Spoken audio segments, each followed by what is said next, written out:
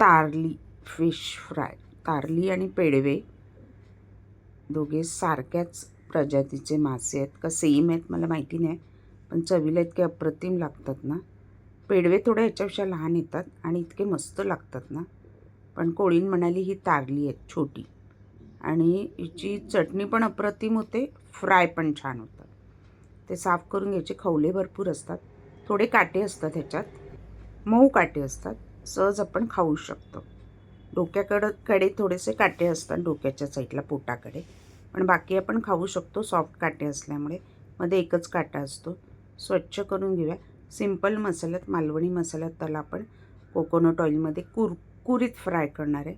आणि चपातीबरोबर, राईसबरोबर किंवा माशाच्या फिश कढी आणि राईस साराबरोबर, सार भाताबरोबर तुम्ही त्याचा आस्वाद घेऊ शकता.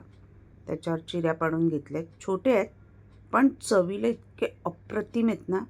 ह्याच्यातलं आता मी 4-5 सारासाठी काढणार आहे, फिश कढीमध्ये टाकण्यासाठी, आणि मोठे मोठे आहेत ते फ्राय करून घेणार आहे. एक 5-6 मोठे आहेत.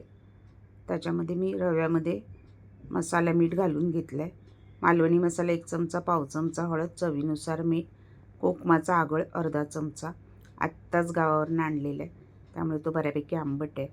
मग जपून अगदी एक अर्ध्या चमच्याला कमी थोडासा घातला आहे.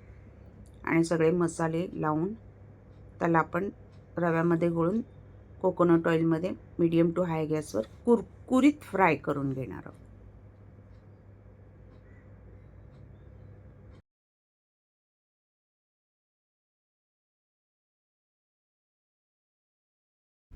कोणताही फिश लवकर शिजतो, आकाराने छोटा आहे, लवकर मीडियम टू हाय गॅसवर 1-5 मिनटात फ्राय होतो दोन्ही बाजूने.